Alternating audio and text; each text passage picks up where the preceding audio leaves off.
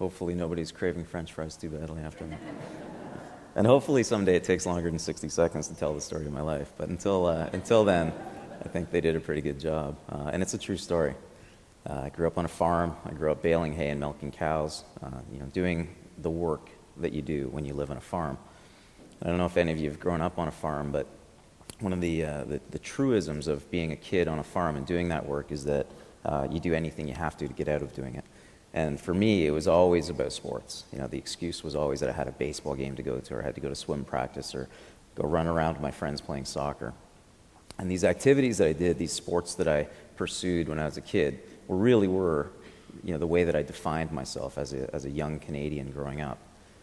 Most of all, whether it was basketball or tennis or baseball, above all else, do the math, figure it out, it was hockey. If I had a hockey stick in my hand, whether it was on a pond or in a rink, I was the happiest kid in the world. Most of all, though, it was street hockey. And I can't tell you how many times I survived the school day by just imagining what it would feel like to get back out onto the street, playing street hockey with my friends, and dreaming about being the guy who scores the goal to win the cup. It was just such an overwhelming dream that I had, and I think a very common one for kids growing up in Canada. We all face situations in our lives, and sometimes our lives take detours and deviations that are unexpected. Sometimes they're unexpected and welcome, other times unexpected and very unwelcome. I had one of those moments when I was 9 years old.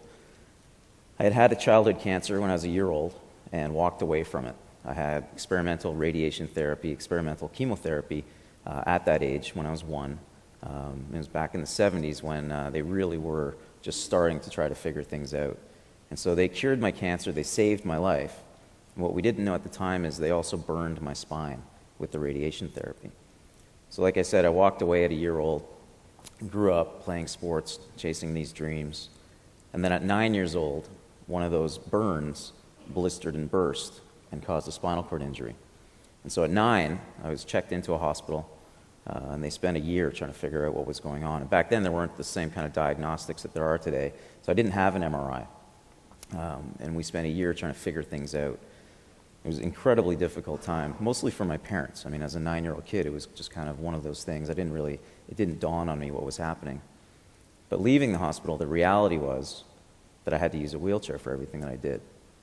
And we had spent so much time in the hospital trying to figure out what was going on and trying to teach me the things that I would need to do to live my life using a wheelchair for everything. We forgot about a few little details. One of them was the 2 stairs to get back into my house. And I remember so vividly, and you saw that on the video, the first time I went home, I had to be helped back into my house, and I had to be lifted up the stairs. And I think that was when it really dawned on me that, wow, everything is going to be different. Not just the way I get around, but getting in and out of my house, relating with my brothers and sisters, getting back to school. How are the kids going to react to me? And I just remember going through that process of that big oh no moment. And it was all because of being helped into my house. Now, I was lucky. My dad was a farmer, a welder. He built things. And again, you saw it in the video. He built a ramp. And so I used the technology, the help that my father gave me and the technology that we had access to of the ramp to start getting in and out of my house on my own. And it was an enormous moment for me to be able to have that kind of autonomy back again. Really meant, though, that I was able to get back to doing the things that I love to do. Believe it or not, going back to school and hanging out with my friends. But most of all, it meant that I would be able to play with them again, to do the sports that I loved so much again. And I couldn't wait to get back to playing street hockey.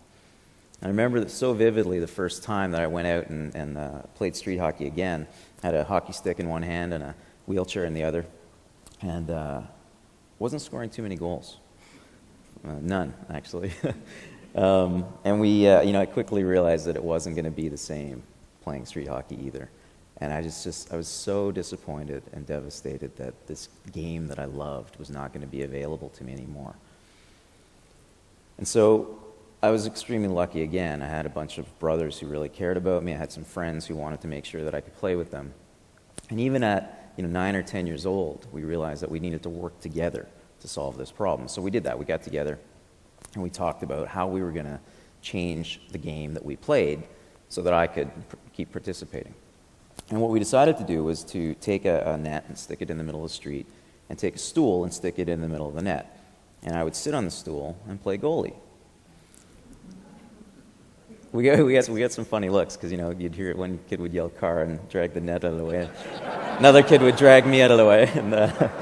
But the point is that I was dreaming again, and I wasn't dreaming about being the guy who scored the goal to win the cup. I was dreaming of being the guy who stopped the puck to win the cup. Slightly different dream, slightly different way to get there, but the end result was the same. I was dreaming again. And I was doing that because we were able to work together. We identified a barrier. We decided we were not going to let that barrier stop us.